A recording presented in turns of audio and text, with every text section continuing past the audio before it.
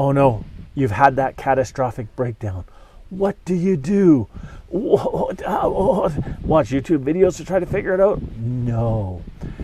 This video, we're going to talk about what to do when you have a breakdown or when you get stuck. Now, believe me, when I say when, it's because when. It's not because if. It's because when. Something will happen. And you may say to yourself, well, I'm never going to get stuck because I only drive on highways. Really? I know a guy who was driving down a highway, perfectly good highway, missed his turn, went to do a little bit of a U-turn and got stuck on the shoulder. It was a little bit softer and he absolutely panicked, almost rolled his vehicle because he kept spinning his tires and he just panicked.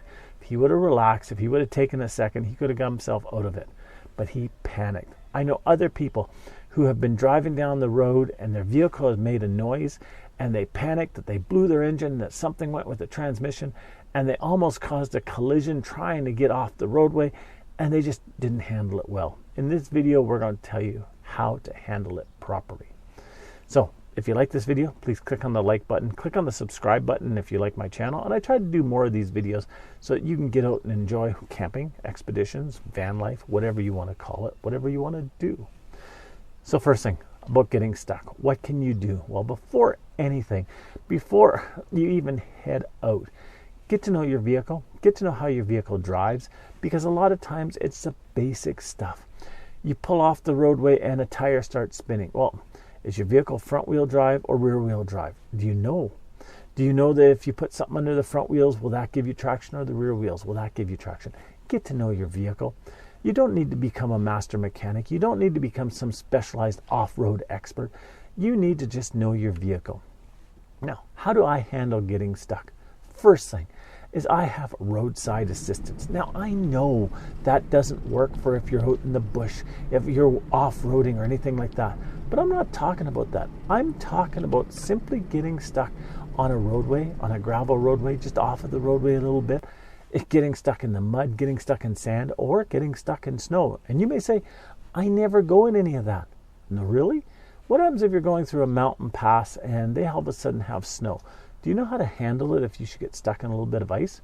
For me, it's simple. I have a traction mat. I'll throw the traction mat underneath the tire and I'll get myself out.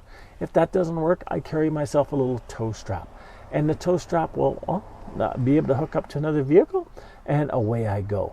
Now, you don't need big expedition stuff. To try to say that really fast.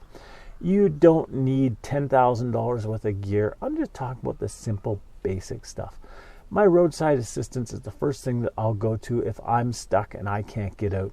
If there's nobody around, I'll just use that and away I go. If I'm somewhere where there's other people around, I'll get the tow strap out and ask somebody, hey, can you give me a little tow? Whether it's a small vehicle or a big vehicle, generally it's just for me to pop myself out and away I go. I'll throw my traction mats and that's it. So think before you go and figure out those things before you go. Just the little stuff. Now, if you're into the big expeditions, fine. Get all this self-recovery gear, get a winch, get all that stuff, but learn how to use that before you go out. So what about breakdowns? What about dealing when you have a breakdown? I'm not talking that it's necessarily going to be a catastrophic breakdown. I'm not talking about blowing the engine and blowing the transmission. I'm not talking about doing something like really stupid. But what happens if you have a flat tire? Do you know how to repair your flat tire yourself? Do you know where your gear is? Perfect example, my son and I were changing tires over on all of our vehicles this past fall, putting on our snow tires, and I went to look for the jack for this van. I found the jack, but I couldn't find the handles. So I know I had the handles. Well, I looked for 5 minutes and I realized I know where the handles are in this vehicle. They're underneath the passenger seat in the door entranceway. Get to know stuff like that. Look it up and figure out where it is. If there's a book out there called Mechanics for Dummies, buy it and keep it with you so that you know the basics. You may not be able to get that tire off, but do you even know how to jack your vehicle up if you do get the tire off? Do you know where all your stuff is? Do you know how to do the basics? Perfect example. A number of years ago, somebody I know quite well was out camping. They had a very nice trailer with them and they had their vehicle. They went to go and they got into their vehicle, they turned the key, and the vehicle was dead. They had ended up leaving their lights on, and the vehicle didn't have auto light shut off. And it drained the battery all night. And in the morning, it was dead. Now they panicked. They absolutely panicked. They were way without cell service. There was no cell service for miles. They were in an area where there wasn't other people, and they absolutely panicked. The good thing about it, or the problem about it, whichever way you want to look at it, is they happened to have booster cables with them, and their trailer happened to have 2 deep cycle batteries. Instead of thinking through it, instead of knowing what to do, instead of being able to boost themselves by taking the battery out of the trailer, putting it at the front of the vehicle and boosting themselves, not replacing their battery, just boosting themselves, they locked everything up, they grabbed a backpack, they stuffed some stuff in it, and they walked and they walked and they walked. Fortunately, after several hours of walking, they came across somebody who was able to drive them back to the vehicle and give them a boost. But even that person, when they pulled up, says, well, you have a trailer. Don't you have batteries in the trailer? And they went, oh. So sometimes it's the basic stuff. And believe me, I'm not a mechanic. You don't want me working on your vehicle. You don't want me working on my own vehicle. But it's the small stuff to get us through stuff. Think about what you will do when your vehicle breaks down driving on a roadway. Right now, I'm parked on the side of the road. It's beautiful. It's actually really hot today.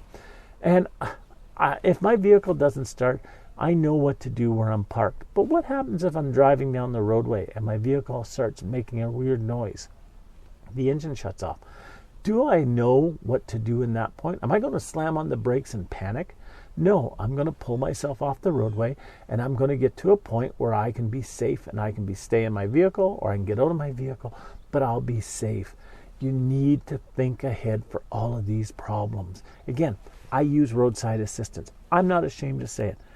Probably be cheaper for what I spend every year and for the amount that I've used it to pay for a tow truck.